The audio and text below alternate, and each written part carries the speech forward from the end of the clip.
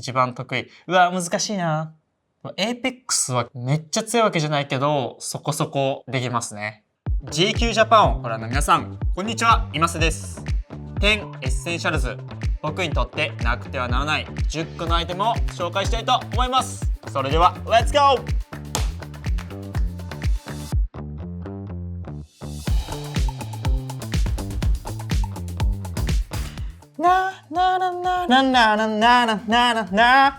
最初のアイテムはこちら。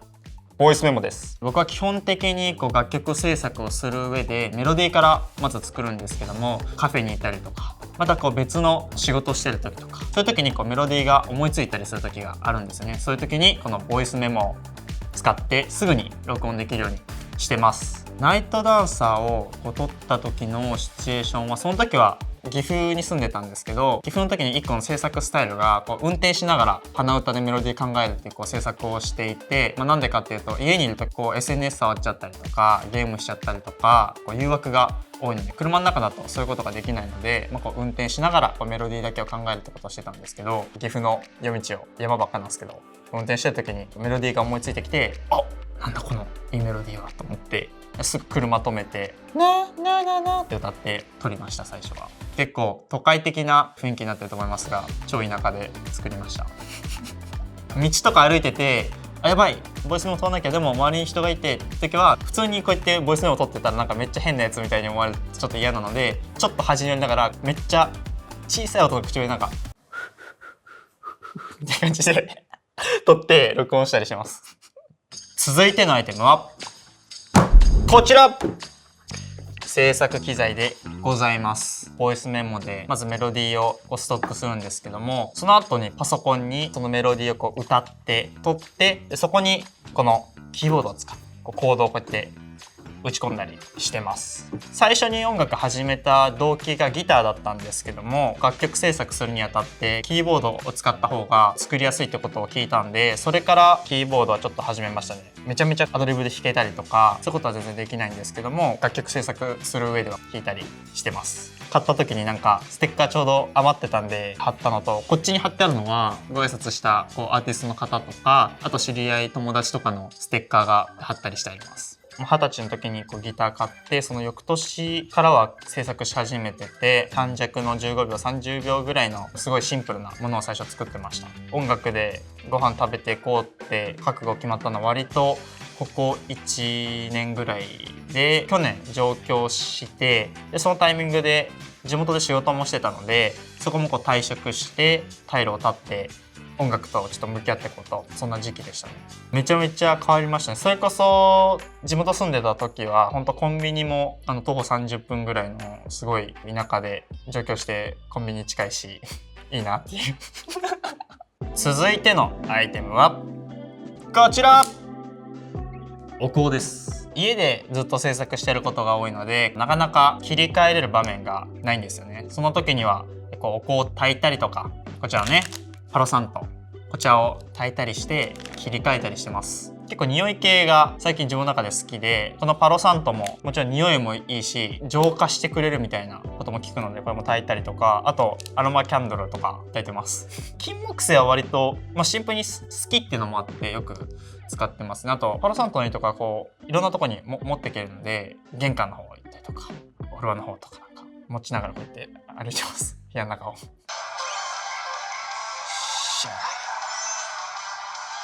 続いてのアイテムはこちら。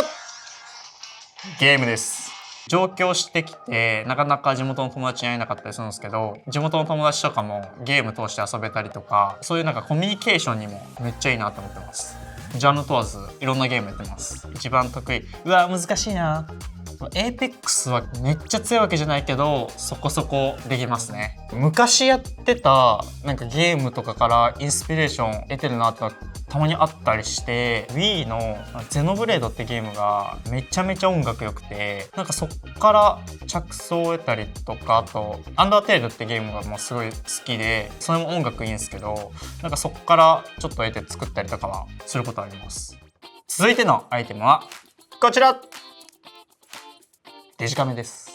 カメラマンの友達の橋本優くんってからもらったカメラなんですけど、それまであんまりカメラ興味なかったんですけど、このカメラアナログっぽく撮れる。これで撮るとなんかすごく味があって面白いなってことは思ってて、割といろんな現場行く時とか、最近ありがたいことに海外に行く機会もあるので、そういった時の思い出を残すためにデジカメをよく使ってます。例えば久々に地元帰って地元の友達と新年会だったりした時とかに撮ったりとか、思いが強いものの方がこれで撮ること多い気がします。特にこの写真を逆に世にとかあんま出したことなくて、 SNS とかに本当にプライベートで自分が見て楽しむように撮ってますね。これ僕が撮ったわけじゃないですけど、僕のそのカメラマンの子がこれで撮ってくれて、なんかライブの時の写真、あ、違う、これはリハの時だ。でリハの時にちょっとこれでも撮っといてって頼んで渡して撮ってもらったやつです。スマホのカメラって仕事用の写真があったりとか、領収書撮ってたりとか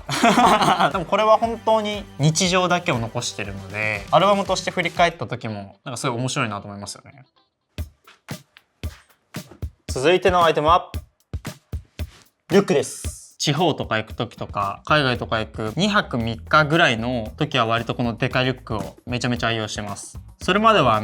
スーツケースを使うことが多かったんですけど、片手が埋まっちゃうし持ち運ぶのが大変で、これだと背負うだけで全部済ませられるのでめちゃめちゃ便利です。結構アジアに音楽始めてから行く機会が増えましたね。どこもすごい印象的ですけど、でも最近韓国で食べたチヂミがめちゃくちゃ美味しくて、それはすごい印象的ですね。そこでしかなんか使われてない、もしかしたら香辛料とかもあったりすると思うんで、やっぱり現地で食べるのが一番美味しいなと思うので、それがやっぱ海外に行く楽しみなのかなと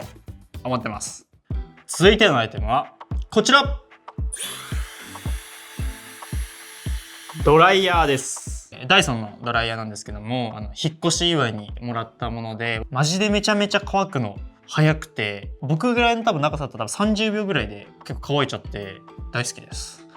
他にも結構家電系は一新して、前住んでたとこが洗濯機買ってなくて、コインランドリーで毎回洗濯してたんですけど、洗濯機買って、やっぱ洗濯機家にあるとめっちゃ画期的だなと思って、ロボット掃除機も今日も家出る時にポチってやって今掃除中です。家電は好きですね。時短をするための家電アイテムっていうのはすごく自分の人生において超欠かせないなと思ってます。続いてのアイテムは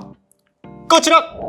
ちらです。ヘッドホン、音楽を聴いたりですとか、デモで作った楽曲を聴くときに愛用したりしてます。スタジオでのスピーカーで聴いたりとか、そういうのもすごく大事なんですけども、やっぱり一般的に使ってるようなヘッドホンとかイヤホンとか、そういうので自分の楽曲をチェックするときに、すごく必要なアイテムになってきてます。今は上京してちょっと車持ってないので車でのチェックはしてないんですけど、地元いた時は車運転しながらそのスピーカーで聞いたりとか、スマホのスピーカーから聞いたりとか、ほんといろんな聞き方をしてました。普段の移動中とかはめちゃめちゃ愛用してますね。ヘッドホン結構ずっと聞いてます。去年の自分が聴いた曲ランキングみたいなので一番だったのが星野源さんの不思議。めちゃめちゃ星野源さんの曲好きで、高校生の時から聴き始めて結構もうずっと聴き続けてます。続いてのアイテムはこちら、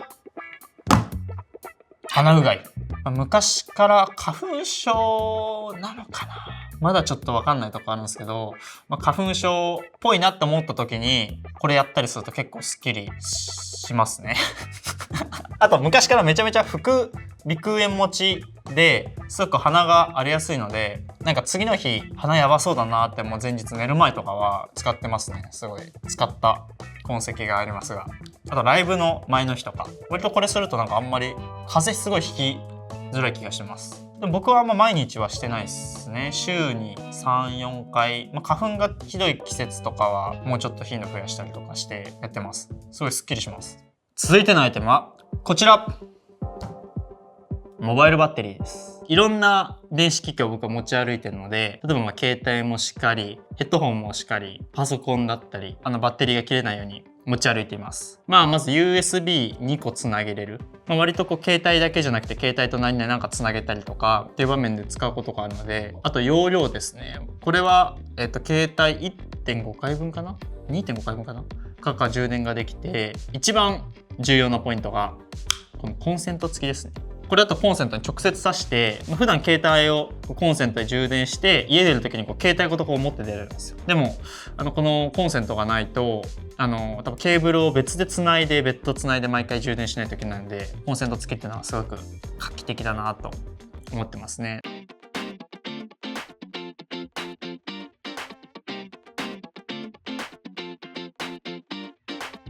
僕の10エッセンシャルズいかがでしたか？ぜひ皆さん気になるアイテムがあればぜひ使ってみてください。10エッセンシャルズ、またお会いしましょう。今瀬でした。